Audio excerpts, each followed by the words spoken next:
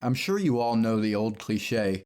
Nobody expects us weebs to ever leave our houses, so what difference would this pandemic even make in our lives? Well, that's the biggest load of studio trigger level bullshit, because I know for sure that it hit many of us like a truck. Only we weren't blessed with the pleasure of being transported afterwards to another world with big booty anime girls. We just experienced the pandemic differently from others. Hipster COVID victims. Only we're still alive or not trapped to a ventilator. Anime is all many of us weebs have, so when it gets messed with, our whole world comes crashing down around us like an NFT bro learning that they don't own the art itself. You also factor in that many of us probably don't have the best mental health in the first place, and it's been very difficult to process everything that has happened. I mean, many of us were already wearing masks before the pandemic even started, so you know we're sick in the head. Now, if I wanted to, I could write a novel about my own pandemic anime struggles that lasted longer than a dick on One Piece Viagra. Instead, I've decided to just sum it all up in a short video here so I can vent to you guys. That's right, whether you guys like it or not, you're all now my professional, on-certified therapists. But don't worry, I'll save the trauma with my old priest for another time. Well, it all started when ReZero Season 2 got delayed from April to July, after I had just waited 4 years for it. I know people were dying painful deaths, losing their jobs and getting evicted, but damn it, seasonal anime getting delayed, that's what really got to me. It was like, okay, we can't do anything because of COVID and we're stressed out, so let's watch seasonal anime to lift our moods. Oh wait, all the anime are getting postponed. Yeah, that problem eventually stopped, but I've discovered other issues over watching anime during this dark timeline. Series that contain certain public events or a lot of socializing have sometimes felt unusually depressing. They, of course, have made me miss what I've been lacking in life. Basically, the pandemic has affected how I react to certain shows. Specific characters have felt more relatable, while it's been harder to listen to other ones whine. Bro, just take the vaccine, you fucking pussy. If anime getting delayed was depressing, then conventions getting outright cancelled was Depression Delta variant. For what felt like forever, so many of them were scrapped that it reminds me of that scene from the 7th Harry Potter movie where Ron has a radio which keeps naming all of the good guys who have died during the Wizard War. Except here it's the name of cancelled anime conventions, and it just won't stop. Anime Expo, SakuraCon, MomoCon, Otakon, Omicron. Anime cons mean a lot to weebs. Since it's one of the rare times many of us get to and want to leave our homes, that makes it all the more important. Taking them away from us is like taking a baby away from a divorced woman named Candy. I myself have many reasons I need to be at them. AMV contests, weeb merchandise, nearly naked Kill la Kill cosplayers, celebrity guests, filming for my channel, seeing online friends that I barely get to see, and most importantly, having a place where I feel free to be myself. Howdy do, fellow kids. What? So it was like, damn, without cons, I guess I have nothing to look forward to for a long ass while. There was the online convention arc, but for me it just wasn't it. Online anime cons just made me miss normal conventions, as they didn't have that social experience I yearn for. I'm not here for a pre-recorded video of some smelly woman in her late 20s telling me why Homestuck is still relevant. Fortunately, I finally got to attend a few regular conventions recently, and it was, well, interesting. Sure, I'm absolutely joyed that they're back, but certain things going on at them remind you that we're still technically in the pandemic, so they don't quite feel normal yet. Thus, I haven't been able to enjoy them to their full potential again. Like, if you're playing Werewolf, you can't see the giant shit-eating grin under someone's mask when they're lying to you. These were also the first times that I had been to a large social event in so long, almost after 2 years of the pandemic, so it was a bit of social whiplash. Seeing people that you haven't seen in ages can be a bit awkward, especially when you haven't interacted with them much online as of late.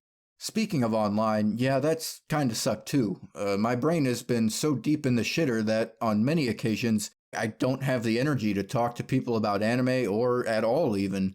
And during the times I have, things aren't usually the same as normal. What could normally be a healthy discussion about anime has felt stressful or violent even. Except for best girl debates, those were always violent. This has been a time where everyone's on edge, so being opinionated about anime doesn't exactly mesh very well with it. Then you've got how as weebs we're typically so internet and social media driven that we keep getting reminded of everything we're missing through them. Fuck you, Susie. I don't want to see your half-naked Kill la Kill cosplay online. I want to see it in person. And since we spend so much time using the internet in general, it's like, what, we're supposed to use it even more now? Now I have to take down my sleazy wall scrolls so people can't see them during Zoom calls?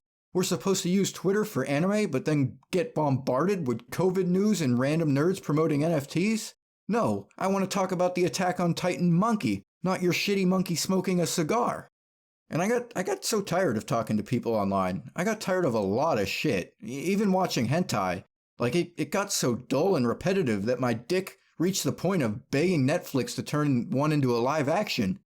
And I'm sure that there are many other ways that weebs have been affected by the pandemic that don't apply to me personally. I mean, we've aged 2 years from this. There's some of you weebs with neckbeards that you probably look like neckbeard Gandalf now. It also must suck for anime artists that rely heavily on selling their stuff at conventions. One might say, oh, you have so much free time to make more art now.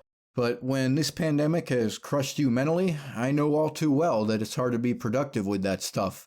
It's been a major drag for me right here with my Anatube videos. My productivity dropped off massively in 2021. The mental energy to think about what to write in my scripts just hasn't always been there, so maybe you can help me out by slipping into my Patreon so I can afford some medication? I heard ivermectin helps with your vocabulary. Now, if there's one thing us weebs can feel normal about, it's that all sorts of people are going to be feeling mental health effects that span beyond the end of this pandemic, us included.